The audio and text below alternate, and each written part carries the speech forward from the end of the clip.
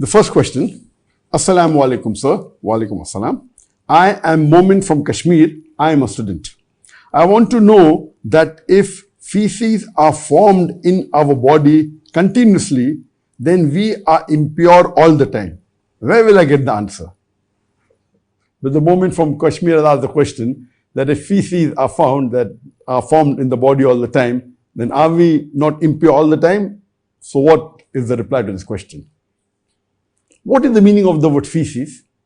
Feces is excreta, and it is made up of 75% water and 25% solid. And from the solid, 30% of the solid is the dead bacteria. 30% of the solid is the undigested food, for example, cellulose. 10 to 20% is the cholesterol, and 10 to 20% are the organic substance like calcium, phosphate, etc. And 2 to 3% are protein.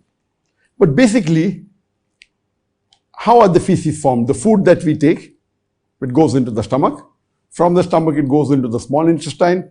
From the small intestine, it goes into the large intestine, then goes into the rectum, and all the food, the ingredients, what's required for the body is digested, is required, and the waste material is collected into the rectum. Now, as far as what is impure, the feces, the excreta, according to Islam, is impure when it comes out of the body. Excreta means when the feces comes out of the body, it is najis. It is najis. It is impure. It's a minor impurity. But when it's in the body, it is not impure, because the thing we eat is the food.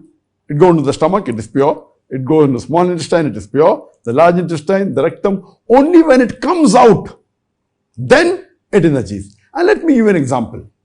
All of us know, all the Muslims know, that alcohol is prohibited. Alcohol means intoxicants.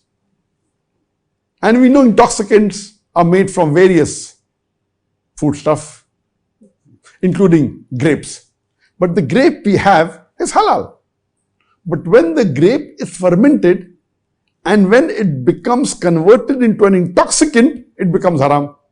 So the grape per se is halal. Only after it is fermented and after it starts intoxicating, it becomes haram. Similarly, the food that we eat is pure. The food stuff that is there in the stomach is pure. When it goes into the intestine, it's being absorbed, the food nutrients. Then the dead bacteria is there, the waste material is there, go to the rectum. When it comes out, that is najis. What comes out? So only when the excreta comes out, only when the feces comes out, it's najis. Only when it comes out, it starts smelling. When it's inside your body, it doesn't smell. So only when it comes out, it becomes najis. Like the moment the grape juice becomes fermented and it becomes into an intoxicant, it becomes haram. So similarly, you should be very clear that once it comes out of the body, it becomes najis. And we have to clean it when we go for call of nature. We wash it and that's it. But in the body, it's not najis. This question normally comes in the mind of the human being as a waswasa from the shaitan.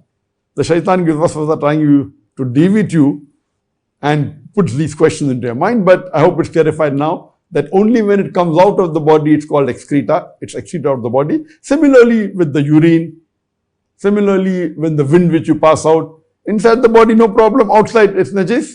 And then you have to purify yourself. Hope this answers the question.